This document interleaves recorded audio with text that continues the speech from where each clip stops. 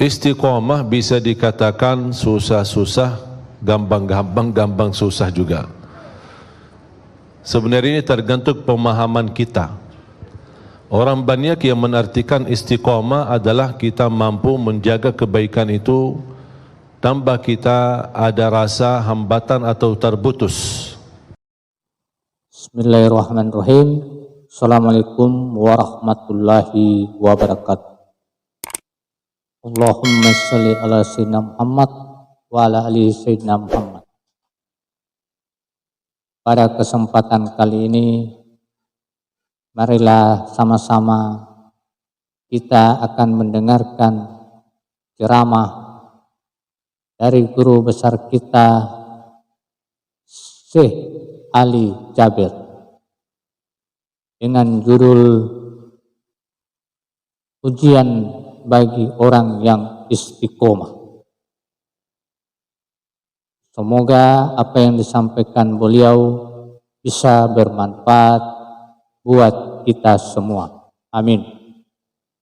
Untuk selengkapnya, marilah kita simak videonya bersama-sama. Bismillahirrahmanirrahim. Assalamualaikum warahmatullahi wabarakatuh.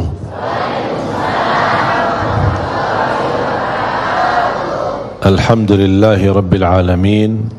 Ashhadu an la ilaha illallah wa ashhadu anna Muhammadan abduhu wa rasuluh. Allahumma salli wa sallim wa barik ala sayyidina Muhammad wa ala alihi wa sahbihi wa man tabi'ahum bi ihsanin ila yaumiddin. Allahumma 'allimna ma yanfa'una wanfa'na bima 'allamtana wa zidna ilman wa tuqa. Istiqomah bisa dikatakan susah-susah, gampang-gampang, gampang susah juga. Sebenarnya ini tergantung pemahaman kita.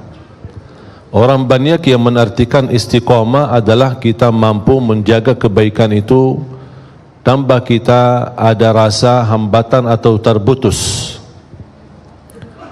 Dan saya ingatkan hadis Rasulullah sallallahu alaihi wasallam, kalau kita mampu terapkan dalam kehidupan kita, insyaallah kita akan mampu membawa istiqomah.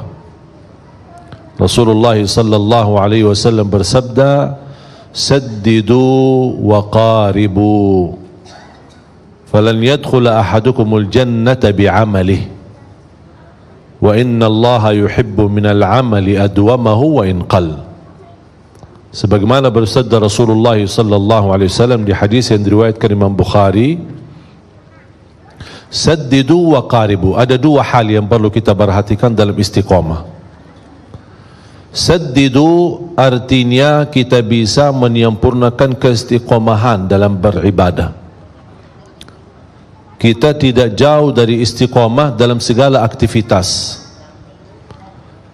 Dan saddidu berarti kita sudah hakikatnya istiqomah, kita bisa membawakan kesempurnaan dalam istiqomah kita. Tapi pasti dalam menjalani istiqamah dalam beribadah, pasti ada kadang-kadang istilahnya malas, ada sifat sombak, ya, ada sifat lelah, capek, bosan. Kalau sudah merasa tidak bisa menyempurnakan keistiqamahan itu, ambil tahap yang kedua yang disebutkan oleh Rasulullah SAW, wa qaribu, dekatilah dengan istiqamah. Jangan kita orang karena tidak mampu istiqamah sama sekali malah tinggalkan istiqamah. Istilahnya kalau kita tidak bisa menjaga kebaikan-kebaikan terus menerus, kita paling tidak walaupun berkurang kebaikan dan amal saleh yang biasa kita lakukan, tapi daripada tidak melakukannya sama sekali. Dan Allah lebih senang amalan hamba adalah dari istiqomahannya yang sedikit-sedikit tetapi rutin. Kadang misal kita tahajud, dan ini salah satu membantu untuk kendalikan nafsu kita. Ini mohon maaf, nafsu manusia ini tergantung kebiasaan. Kalau kita misal melihat makanan enak, kalau dibiasakan makan sampai habis tambah lagi, kalau sudah terbiasa seperti ini, dia tidak akan pernah puas. Apalagi melihat menu makanannya macam-macam. Kita masuk ke salah satu tempat makanan yang sudah disediain macam-macam. Kalau kita mengikuti hawa nafsu, apalagi mengikuti pandangan mata, semuanya serba enak. Kita sudah ambil secukupnya, bahkan sudah kenyang, tapi rasanya yang aku tadi lihat tapi belum saya rasain, ini belum saya rasain, ini belum saya rasain. Makanya jangan suka banyak lihat, syukuri yang sudah ada, nikmati yang sudah ada. Makanya ketika ada banyak menu makanannya, saya tidak suka lihat. Saya suruh orang yang mendamping saya, ini ambil yang cukup. Saya makan habis pulang, sudah selesai. Tapi kalau saya lihat masih kefikiran terbawa, ini ya belum saya rasain, gimana enak ya? Enak. Padahal sudah kenyang. Karena manusia tidak pernah puas. Dan ini salah satu kita bisa menjaga kebaikan dalam beribadah. Islam menajarkan tidak boleh berlebih-lebihan. Kadang-kadang kita maksa, kita ingin misal tahajud. Kalau tidak bisa tahajud seperti rutin kita, misal 11 rakaat atau lebih atau panjang, ada satu malam kita merasa, hari ini saya lagi galau ya, capek, ada urusan membuat saya beban fikiran, aku kayaknya malas tahajud. Daripada tidak tahajud sama sekali, paling tidak 2 rakaat. 2 rakaat. Kalau tidak mampu 2 rakaat mengangkat kesusahannya, mengangkat masalah yang kita hadapi, paling tidak meringankan masalah. Itu yang disebutkan waqaribu, mendekati dengan istiqamah. Ada ikhtiar, ada upaya. Kita tidak bisa misal puasa Daud, tapi puasa Isnin Kamis. Tak bisa puasa Isnin Kamis, puasa 3 hari dalam 1 bulan. Tak bisa 1 bulan, puasa 1 hari 1 bulan. Rasulullah SAW bersabda, man sama yawman fi sabilillah ba'adahu Allahu 'anil nari 70 kharifa. Karena inti daripada puasa adalah benar-benar puasa lillahi ta'ala, imanan wa ihtisaba, percaya, beriman kepada Allah, menjalankan ibadah puasa dan mengharapkan ridha Allah Subhanahu wa taala, dibalas kebaikan. Siapa yang tidak harap dibalas kebaikan oleh Allah Subhanahu wa taala? Makanya Allah Subhanahu wa taala menjanjikan banyak, bahkan ada pahala-pahala dan karunia yang Allah rahasiakan, Allah sembunyikan, Allah sediakan bagi hamba-hamba, dan itu balasan bagi apa yang telah kita kerjakan. A'udzu billahi minasyaitonir rajim. Bismillahirrahmanirrahim. فلا تعلم نفس ما أخفي لهم من قرة أعين جزاء بما كانوا يعملون. Allah Subhanahu wa taala memberikan berita gembira bagi hamba yang selalu baik sangka sama Allah Subhanahu wa taala. Tidak ada jiwa pun yang boleh tahu apa yang telah dirahasiakan oleh Allah dari pahala. Tapi jumpa yang membuat menarik di janji Allah ini, bukan pahala yang dirahasiakan, tapi pahala yang dirahasiakan ini bakal akan menenangkan hati, kata Allah Subhanahu wa taala. Akan membuat kamu puas, membuat kamu bahagia, kata Allah Subhanahu wa taala. Percaya enggak janji Allah? Kenapa ya Allah dirahasiakan sampai balasan ini akan menenangkan hati? Jazaa'an bima kanu ya'malun. Banyak atau sedikit, itu akan menjadi balasan bagi apa yang telah kamu kerjakan. Itulah istiqamah. Kita bisa kendalikan diri, kalau tidak mampu sempurna, barin tidak berusaha mendekati kepada istiqamah. A'udzu billahi minasyaitonir rajim. Bismillahirrahmanirrahim. Alhamdulillahi rabbil alamin. الرحمن الرحيم مالك يوم الدين إياك نعبد وإياك نستعين اهدنا الصراط المستقيم صراط الذين أنعمت عليهم غير المغضوب عليهم ولا الضالين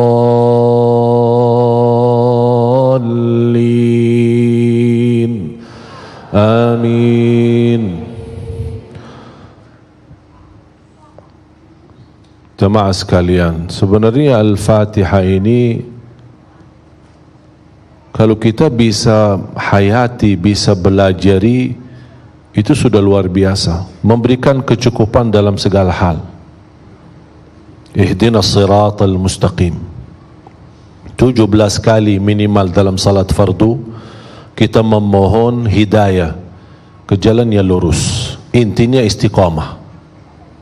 Ya muqallibal qulub thabbit qalbi ala dinik. Yang membola balik hati, tetapkan hatiku atas agamamu.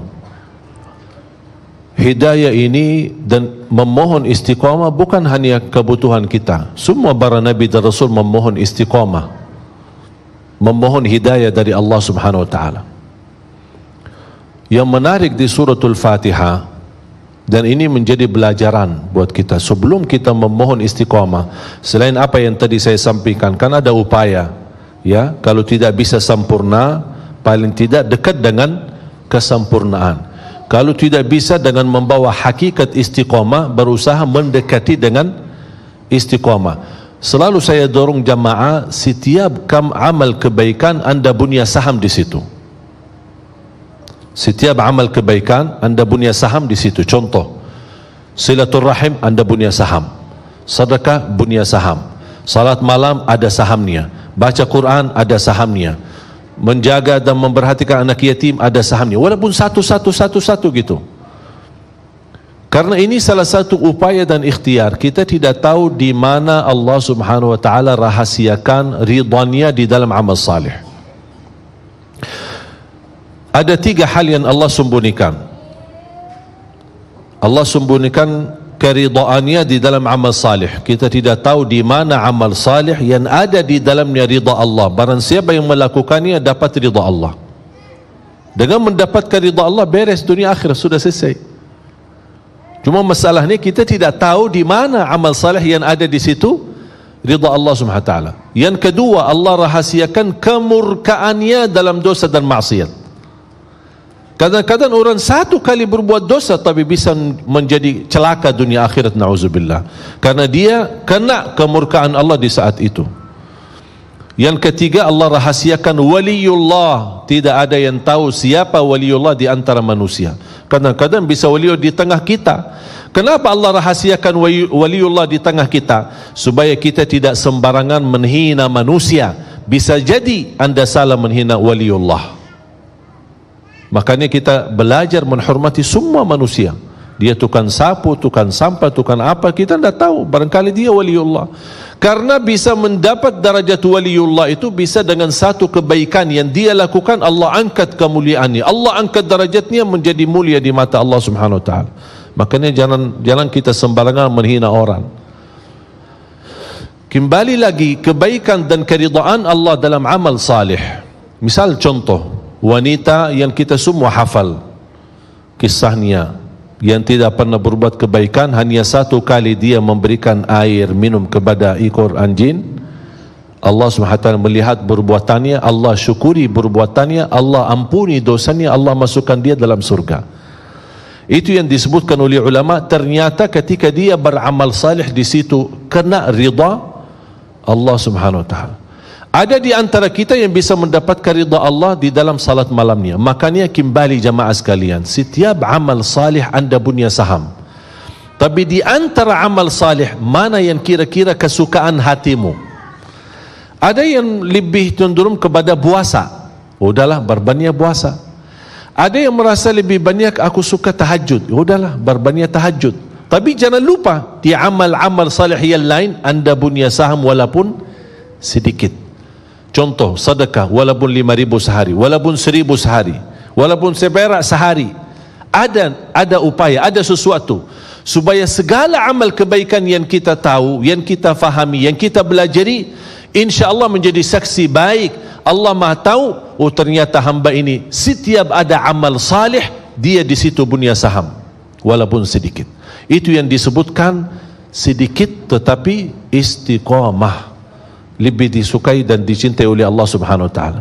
Makanya jamaah sekalian, semakin kita memahami istiqamah dengan pandangan mudah, insya-Allah bakal mudah. Tapi kalau kita merasa, aduh gimana aku susah istiqamah, aku kemarin bisa begini, tapi alhamdulillah semuanya bisa. Yang tidak bisa banyak, paling tidak jangan tinggalkan semuanya. Hafal tolong kata ini. Kalau tidak bisa semuanya, jangan tinggalkan semuanya. Istilahnya, aku nak bisa tahajud, capek. Dah usah, dah apa-apa. Dah bisa lama-lama, panjang-panjang, 2 rakaat. Aku kalau tidur, takut ketiduran, nanti bangun, apalagi tak jamin saya bisa bangun tengah malam. Ya udah, tidur salat malam sebelum tidur. Boleh enggak salat malam sebelum tidur? Boleh. Karena waktu salat malam habis Isya sampai subuh. Ini hukumnya berlaku kepada masing-masing sesuai kemampuan. Ada di antara bapa ibu biasa tahajud, tidur dan tahajud, teruskan. Ada yang merasa, aduh kalau saya tidur kayaknya dah bakal bangun, syukur-syukur kalau bangun subuh. Daripada malam itu terlewat, tidak tertulis salat malamnya, ya udah salat malam sebelum tidur. Bahkan itu dianjurkan oleh Rasulullah SAW ketika masalah witir. Sahabat Rasul Abu Hurairah berkata, "Awsani khalili bithalath." Aku telah diwasiatkan oleh Rasulullah SAW 3 hal atau 3 amalan. Yang pertama, jaga puasa 3 hari setiap bulan, yang disebutkan Hijriyah 13, 14 dan 15. Wa an usalli duha, menjaga salat duha. Wa an utira qabla an anam, menjaga witir sebelum tidur. Ini Abu Hurairah sahabat Rasul mendapatkan amalan dan nasihat dari Rasulullah SAW. Dan ini kembali, kenapa ada hadis witir sebelum tidur, ada hadis witir adalah penutup salat malam. Ini memberikan pandangan kemampuan masing-masing. Ada yang bisa menutup witirnya malam harinya dan dia bisa tahajud santai-santai biasa. Alhamdulillah, teruskan, ikutin hadis ini. Kalau anda merasa tidak mampu, berarti anda punya pilihan lain, mengikuti hadis witir sebelum tidur. Tapi kalau sudah bangun tidur lagi, bisa tahajud lagi, bisa salat lagi, tapi tidak boleh witir lagi karena sudah witir duluan. Jamaah sekalian yang dimuliakan Allah Subhanahu wa taala, termasuk di bulan suci Ramadan, salah satu yang perlu diperhatikan, perhatiannya lebih banyak kepada Al-Quran. Kalau biasa katanya bulan haji adalah ibadah haji, berarti kita lebih banyak memperhatikan ibadah haji. Kalau tidak bisa berhaji, ada penggantinya, berbanyak puasa di 10 hari pertama Dzulhijjah, berbanyak zikir, berbanyak amal salih. Ada banyak. Setiap musim ibadah ada sesuatu keistimewaan dan kelebihan yang perlu kita perhatikan. Misal contoh hari Jumat, yang terbaik amalan di hari Jumat adalah berbanyak salawat kepada Nabi Muhammad sallallahu alaihi wasallam. Berarti boleh enggak saya subhanallah walhamdulillah wa la ilaha illallah wallahu akbar? Boleh saja. Tapi tolong lebih diperhatikan berbanyak salawat kepada Rasul di hari Jumat dan malam Jumat. Mengapa? Karena itu berpesan atau permintaan dari Nabi Muhammad sallallahu alaihi wasallam. Di bulan Ramadan lebih banyak perhatikan Al-Quran. Cuba sekarang kita tanya diri masing-masing, berapa banyak kita baca Al-Quran sehari? Saya membaca, memperhatikan berjam-jam. Ketika saya membaca, Imam Syafi'i mampu mengkhatam Al-Quran 60 kali sehari. 60 kali di bulan Ramadan, berarti dalam sehari berapa kali? 2 kali, bayangin. Saya pernah menghitungkan kira-kira berapa kita mampu mengkhatam Al-Quran dalam sehari. Dibutuhkan 8 sampai 10 jam, bisa khatam 30 juz dalam sehari. Itu bagi orang yang cukup lancar. Kalau yang berbata-bata, wallahu alam, mungkin bisa habis umurnya, belum tentu habis baca Al-Quran. Ya, tapi ini kembali, jangan karena berbata-bata tidak baca Al-Quran, justru baca. Karena ada janji Rasulullah SAW memberikan pahala, sebagaimana Rasulullah SAW bersabda, "Walladzi yaqra'ul Qur'ana wa yatata'ta'u fihi." Sambil bahasanya dalam hadis, yatata'ta'u, berat membaca. Dia takut salah karena dia tidak pernah dipimpin bacaannya, tidak pernah diarahkan bacaannya. Dia hanya sesuai kemampuan, dia ingin menunjukkan kepada Allah yang terbaik. Tapi dia tidak mau menjadikan alasan, walaupun saya belum ada guru yang bisa memimpin saya, tapi ada minat untuk membaca Al-Quran. Niatnya begitu ada kesempatan belajar, saya bakal belajar. Bukan niatnya mau terus salah. Ketika ada kesempatan belajar, oh dah, aku sudah begini aja, dah mau belajar. Oh, ini yang bermasalah. Tapi tetap dia ada upaya ingin belajar dan terus memperbaiki bacaan, Allah akan berikan 2 pahala. 1 karena dia mau baca Al-Quran, Yang kedua, karena kesusahan dan kesalahan yang dia hadapi dalam membaca Al-Quran. Begitu luar biasa indahnya kita bersama Al-Quran. Demikianlah ceramah yang disampaikan oleh beliau. Insyaallah apa yang disampaikan oleh guru besar kita bisa bermanfaat buat kita semua. Amin ya rabbal alamin. Assalamualaikum warahmatullahi wabarakatuh.